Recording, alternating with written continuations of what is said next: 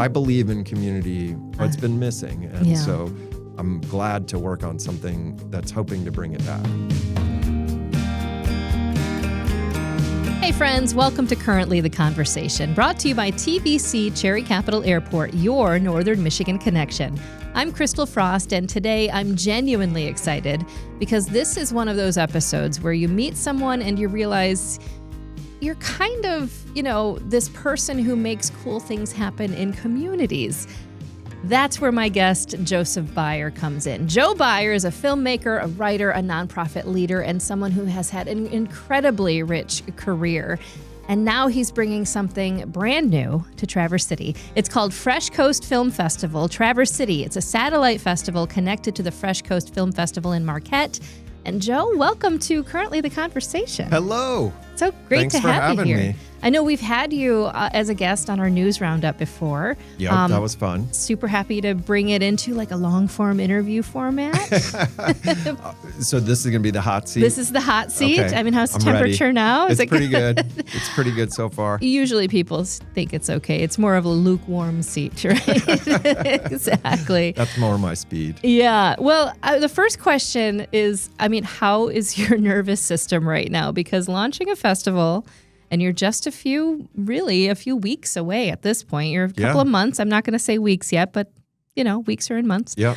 How are you feeling? Is it excitement? Is it anticipation? Is it, a little bit of dread? I think it's all that. Yeah, it is coming up really quickly. The holidays just flew by, and now we're in mid-January, which is incredible. I can't even believe it. So, it's riding the waves. Yeah.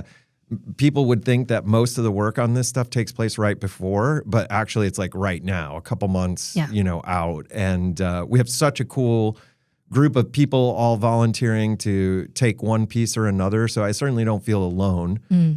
I feel pretty excited, actually. Yeah. And it's happening. It's really the first weekend in May.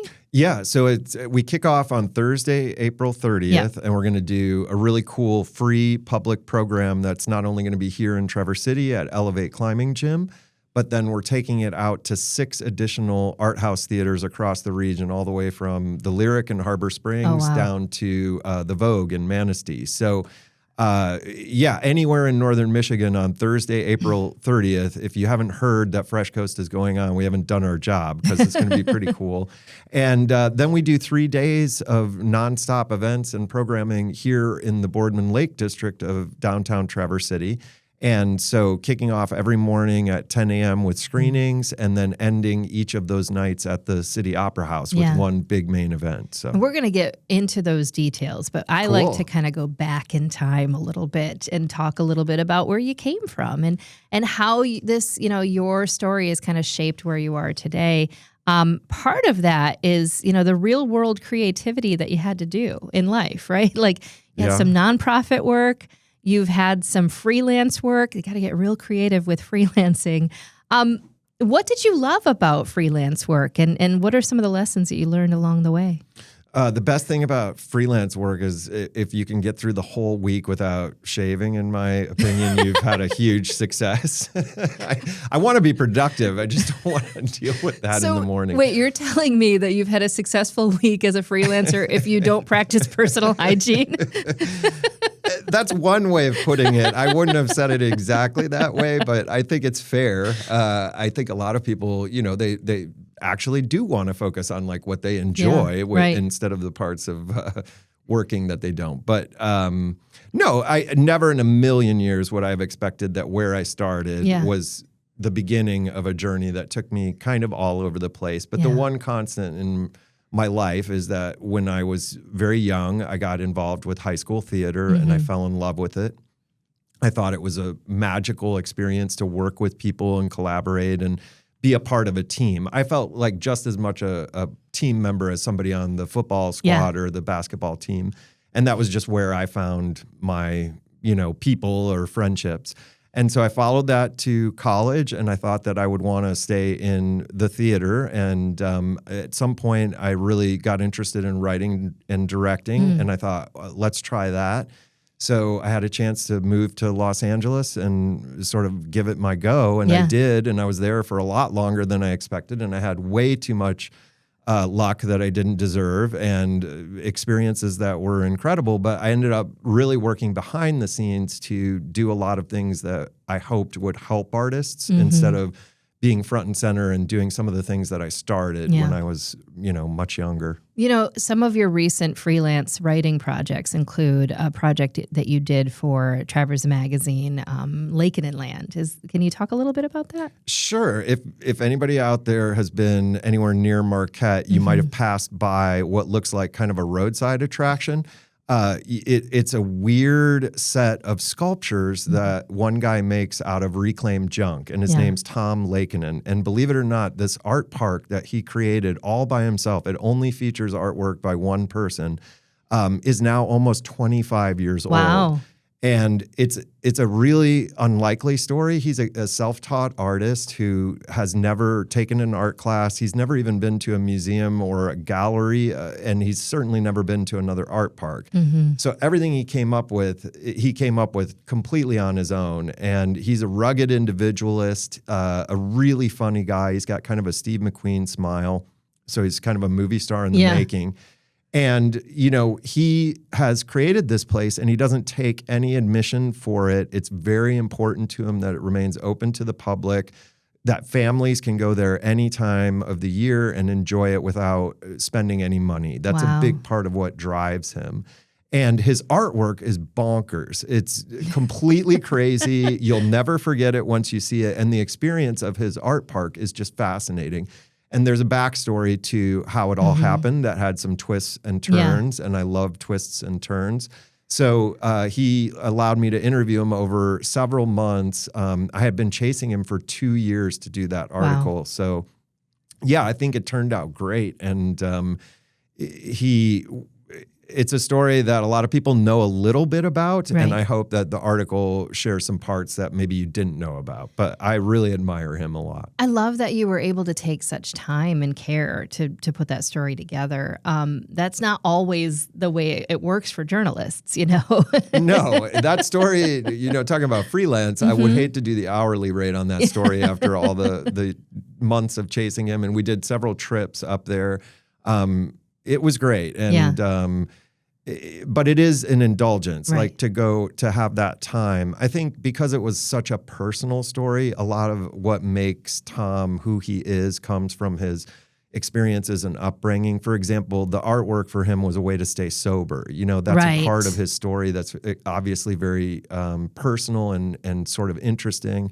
And so, he talked about that and gave me some insights into how that all came about. But I would love to. I think the hardest part for a writer or any creator is knowing when you're done. And usually when you're done is because you've missed the deadline. Okay. That's the only reason that you're actually finished. I love that. Yeah. Another story that you recently worked on was about vinyl in this area. And I'm a huge fan of vinyl. I'm not necessarily a collector because I just like to buy what I like. And I think that, I just love the way it sounds. And I love the way that as far as listening to a record is an event. Oh, totally. Versus like background music. Yeah. It's like, you're sitting down, you're listening to it's a different way to enjoy music. It's intentional and, it's physical too. There's this ritual of what you have to do in all these steps. And it makes no sense at all that this piece of, different chemicals should have grooves in it that then produce some of the best, sweetest music you could hear. Yeah. But that's what happens. And the vinyl culture in Traverse City, people I'm sure are aware, goes all the way back to the 50s and the 60s and the 70s. There's been a rotation of these really iconic record shops in downtown Traverse City. A history that I wasn't 100% familiar with as an outsider, but that I was able to kind of dig into. Wow. And then a thriving, super vibrant vinyl culture here between listening events, the shops, listening lounges, and then you have this incredible, if you're into thrifting for records, the Goodwill is pretty awesome. Yeah. And they charge the same amount for any record. It's $3.99. So I like that uniform pricing, you know.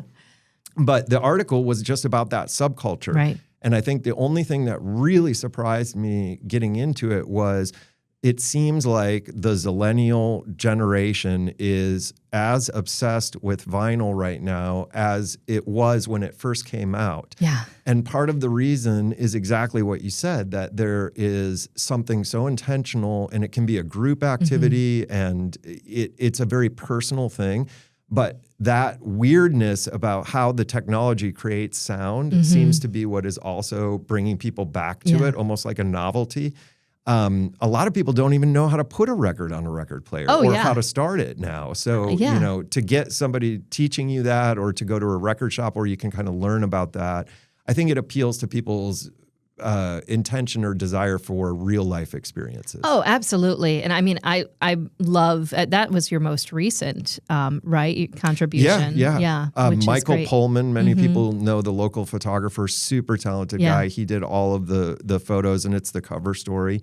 And so what's a record that you found recently? Oh, I'm starting to basically collect by who I love. Okay. And so I'm almost done with all the Taylor Swift records. Okay. Tori Amos is one of my favorites from when I was a kid. Yeah.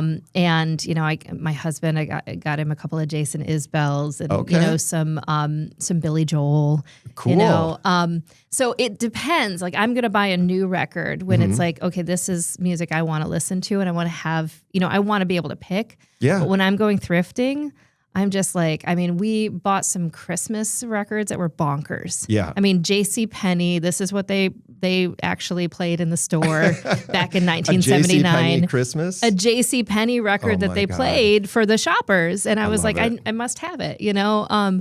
So it kind of depends, but it's all, I mean, they all have a story. And I remember this a little bit from CDs.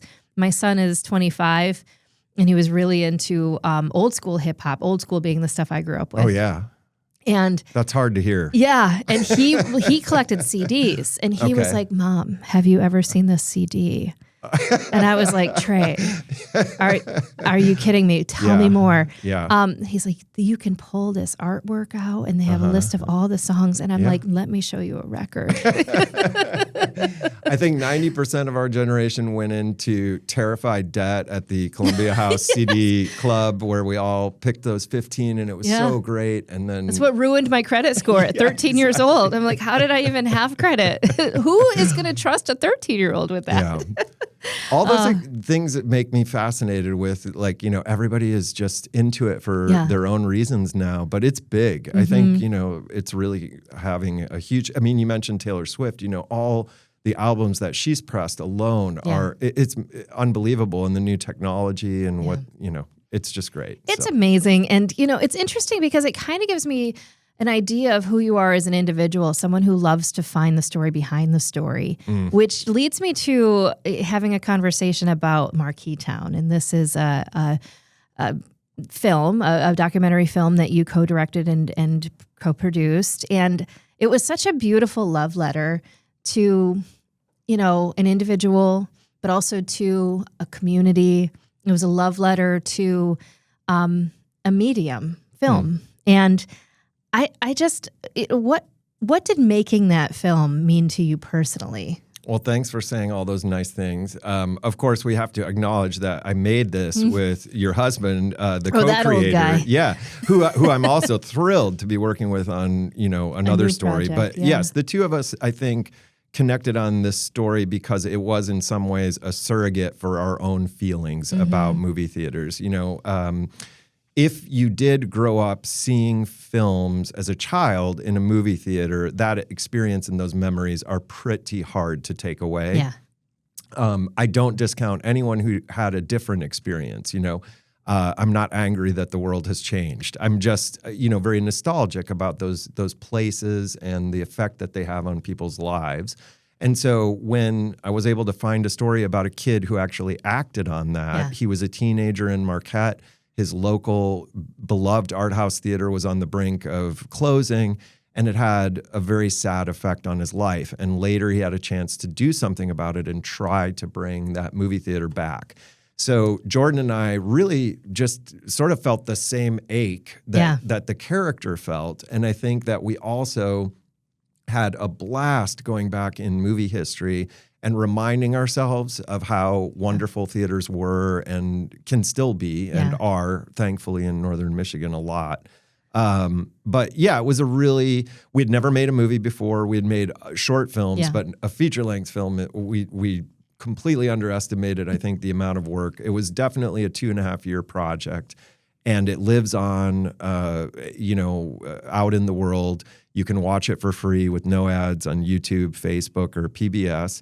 And so we're very proud of that project. And we ended up becoming, I think, genuine friends with the subject, who is a guy named Bernie Rosendahl, who tried to make this happen. And if you've seen the film, it has a bittersweet ending. And if you haven't seen it, I think it'll leave you with a glimmer of hope. Yeah, it was, and I'm not just saying this because, my husband had a part in this. I'm telling you, I remember just being, the spouse of a filmmaker at that point. And one of my biggest concerns was, what if I don't like the movie? Oh, yeah. How am I going to? I was practicing with my face, like, how do you show? It was good, but it was genuinely a beautiful, beautiful film that left me with that sort of like, it was this hopefulness that you didn't expect to have, and yet you did. And it's interesting when you're talking about this, story about film and how we, the different ways that we absorb media right now, specifically movies. I think about the difference between, it's like the difference between streaming your favorite song versus listening to it on vinyl. Yeah. The difference between watching a movie in the background, streaming it, versus, sitting down in a theater full of strangers and having this like shared emotional experience. It's kind of the same. And I really hope that the resurgence, just like the resurgence of vinyl, people see this with the importance of movie theaters too. That cinema culture and that shared experience, it is community, It's worth preserving, It's moving to, I guess, a kind of experience that people have, once in a while. It's more of a special experience to take your family out to the movies. It's also a very expensive experience, just like almost everything for families. So I think there's a balance. I probably, watch most of my films or content or television at home, that is the reality. There's so much that I love about that. I can watch something immediately. I can explore things that I never would have a chance to see. You can pause. You can pause.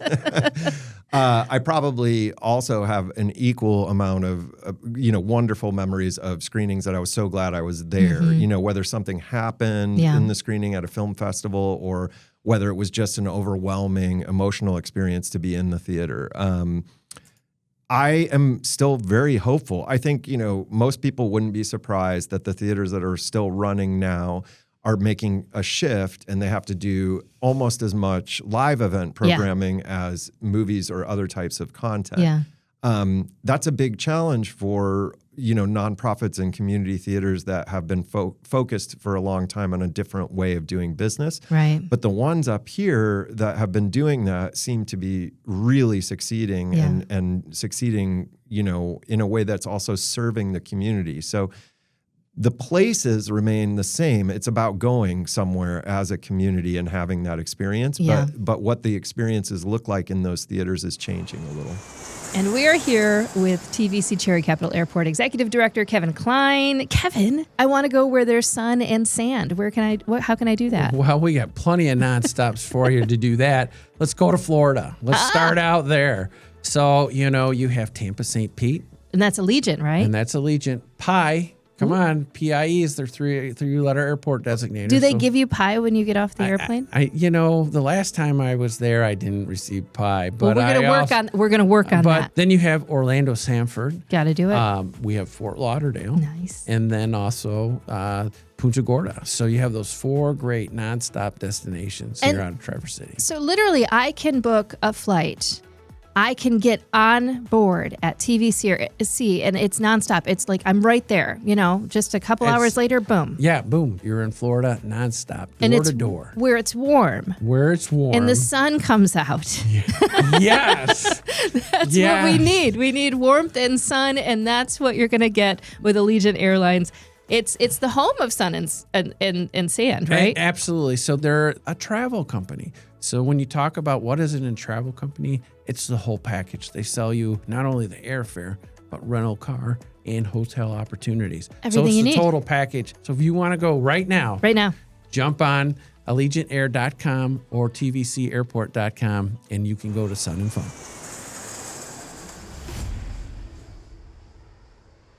You know, when I think about sort of your love of storytelling, and then, you know, shifting that love of telling other people's stories into, you know, creating your own documentary film, like that was a big shift.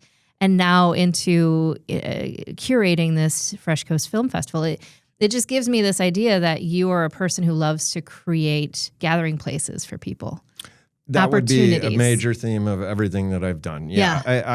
The format isn't as important to me as the end result of trying to activate a group of people to have a shared experience. Yeah. You know, there's just so much value in that. And I try and make it worth it. You know, if I'm involved in something, I really want people who came out and spent that time or effort to experience something, you know, to go, wow, that was really worth it. I'm so glad we came out. Or I thought I wanted to stay home tonight, but gosh, you know, I would be mad if I missed that. Yeah. And that happens a lot, you know, for people who are still getting into the groove of going out and having these experiences. So, you know, just a couple quick things that we did to make Fresh Coast accessible. You know, we're so lucky that so many local businesses and organizations are helping us. So that means that we can keep these tickets at a truly reasonable, you know, rate. So you can get a ticket to almost any of the events for $10 if you just want to do one or two.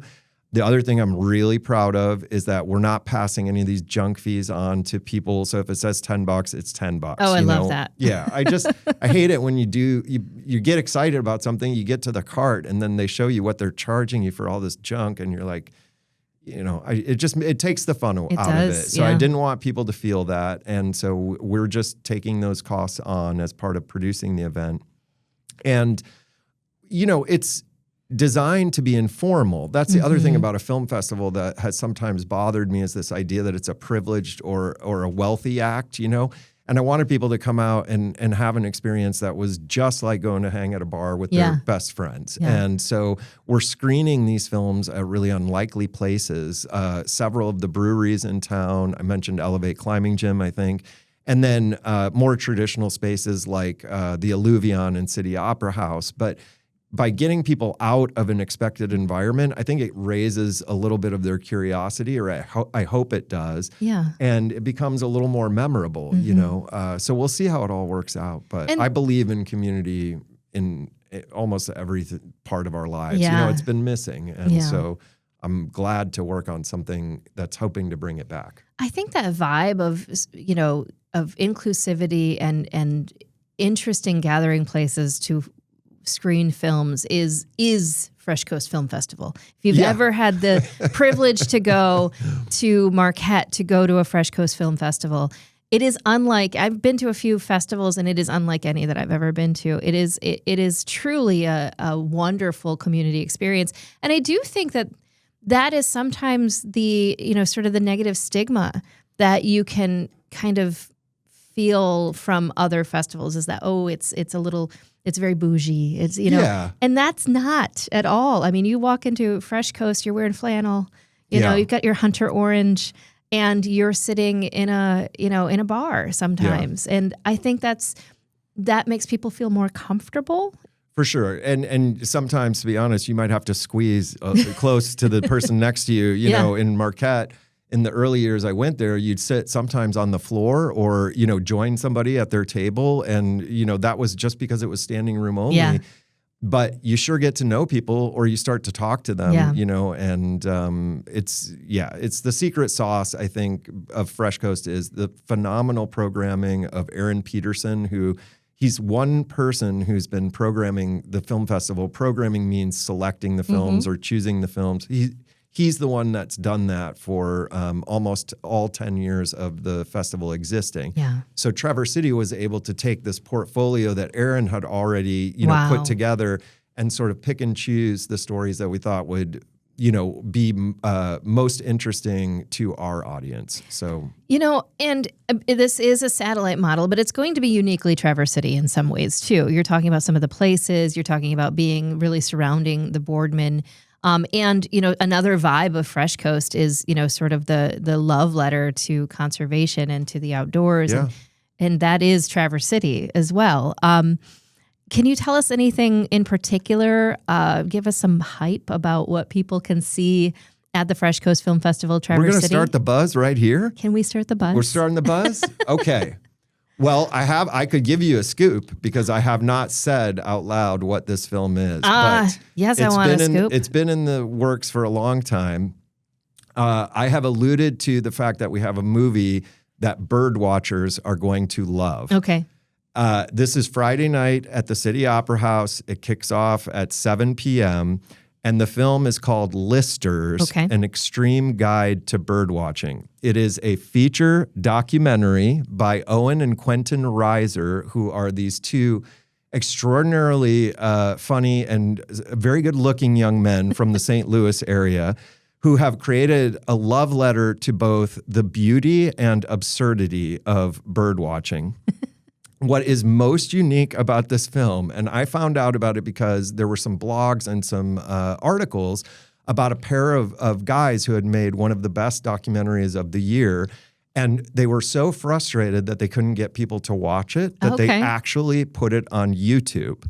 But don't watch it on YouTube for three really important reasons. One, why would you want to watch a brilliant piece of art with ads? Yeah. That's awful. That's awful. Why wouldn't you want to watch it at the City Opera House with Quentin and Owen Reiser live? They're going to be there. They're here, the two co-creators. What? As well as some of the birders that are featured in the movie. And why wouldn't you want to do that with Rare Bird Beer? Because they are our sponsor for this special screening event. So in addition to the Friday night hootenanny barn burner that I imagine it's going to be, because this is one of the funniest movies I've ever seen. It's funny. It's extraordinarily funny. So the story is that the two guys, they're just young, they're not birders, but one day they rediscovered their family's birding book. Okay. So this was like the bird identification book they had in their house. Every grandpa had one, Yeah.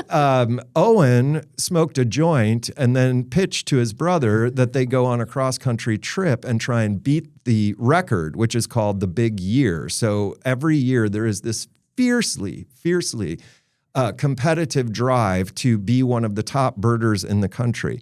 These two novices, amateurs, set out, and the beauty of the story is they get very close. So they actually achieve something incredible, Wow. and along the way, they share their love of this experience. They also interact with this birding community that they've never known about, like a subculture. And if you're a part of that community, you know what I'm talking about. It can be kind of intense. And so there's beauty, there's humor, tons of humanity, and some of the most beautiful photography of birding I've ever seen, because these guys make their living as content creators and wildlife photographers. So they are very legit at what they are doing. So I cold called them after I had seen the film, and I said, this could not be more perfect for the Fresh Coast Film Festival Traverse City edition. Owen had no idea what I was talking about, but he said, it's on YouTube. And I said, yes, but we're going to pack the City Opera House for you. Yes. And together, the other thing about their experience is Quentin is the illustrator and amazing visual artist. So they created this actual, bird guide in their unique style. Oh, wow. It's a real brother clucker is what I call it, because it's hilarious and also informative. But they're going to be here, and I'm obviously very excited about it. My heart rate has already gone up talking about it. So that's Listers, An Extreme Guide to Bird Watching on Friday night. Oh, I love it. Tickets are $20, and it's going to be just an absolute hootenanny. So, yeah, and Nate Crane from Rare Bird, a ton of people know he's like one of the top birders in our region. Yes. This is no kidding. He's agreed as part of the experiences for the festival to do some early morning bird watching around the Boardman Lake District. So if you're interested in learning a little bit about birds from a real local expert, I imagine the risers, if I can get them out of bed in the morning, might join that. Yeah. it's going to be really fun. And our festival poster is inspired in some way by this film. It's going to be really cool when we, announce and release it. Jeff Halstead, this really cool graphic designer, he was inspired by the birding. So there's a real bird element this year. So you've really you've heard it here first, folks. I have said it now for the very first time. That's amazing. I have to say I was afraid to tell people because I know that first of all, okay, if you want to watch it, but you're going to love it so much. I think you're going to want this ticket. But yes, I was like, how do we explain to people why they should come out? But it's people know about this movie. It has over 3 million views on YouTube in just a few months. Wow. The birding community is split on it. There's some controversy. Some people don't appreciate some of the comedy in the film about the birding community, but most people love it because they can make fun of themselves. I love a good let me just read to you one section here that I flipped it open. I'm in Florida. The mottled duck. When something is mottled, it means it's marked with splotches or smudges. For example, Owen mottled up the floor of the minivan when he spilled a full can of beans in there. This is what you're going to get, birds and some comedy. I mean, I am all about it. They are so cool. They're so talented. They ate beans and rice for basically a full year. They spent about $16,000 of their own money. And they said that they really were just trying to have a road trip together as brothers. And instead, they've delivered one of the coolest experiences I could think of to kick off our festival. That is fantastic. Now, I'm hoping that this will become a regular event. I'm sure you are as well. Yeah, we certainly aspire to that. And the partners that we've had around town are all, I think, waiting to make sure that it succeeds. And if it does, I think we'll all come back together in 2027. And I'm hopeful that also the kind of organizing role, which I'm taking on as a volunteer, I'm hoping that can actually become something that moves around the community. We have like 30 people that have volunteered to be a part of this leadership team. And so in the future, I think one of the ways it becomes most sustainable is if it's not one person every year sort of as the face of the festival and helping to tell the story, but that can move around. So. Well, that's another, truly community-minded thought. So. I have a little bit of a lightning round of questions for you before we go. And I'm assuming that I know the answer is listers to this, but it's okay if it's not. What is a documentary you think everyone should watch? Oh, if you haven't seen it, I would say Anvil, the story of Anvil. Okay. It's like a true life documentary about a Canadian metal band.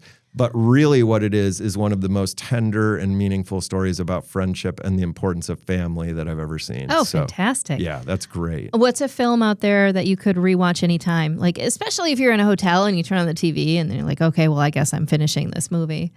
Star Wars or Emmett Otter's Jug Band Christmas. You can never stop watching once it starts. There ain't no hole in the wash tub. Ain't no hole in the wash tub. All right, what is your go-to movie snack order? Oh, easy. Small popcorn with salt, red vines if available, or something chocolatey and a diet soda. And a diet soda. Yeah, love perfect. That. I know there's a little controversy over the red vines because my husband is a Twizzlers guy. Oh, I'm well aware. I've had a 2-year battle with your husband about his Twizzlers, his misguided loyalty to Twizzlers. What do you think? You've been here. You grew up in Michigan. You've been in Traverse City for a number of years now. What do you think is Michigan's most underrated town? Gosh, that's a good question. Well, a place that I've experienced only twice now that I was fascinated with is Houghton, up in the Upper Peninsula on the Keweenaw. It's a college town, and then it has this kind of renaissance happening right now, and it's on the river, and so it's filled with all this recreation on the river. And if you haven't been there, that's really a weird and interesting place. It's beautiful. And then if you had any advice, like survival advice for people who are planning to come to this festival, what's your best festival survival advice? never, ever be afraid to go to a screening where you don't know anything about it or you even think that you might not like it. Those are the best. Those have sometimes been some of the most powerful experiences I've ever had. Okay. And then from the professional side of things, ABC, always be charging. Yes, I love Always be charging. Well, this is fantastic. How can people, get those tickets? I know they're going to be reasonably priced.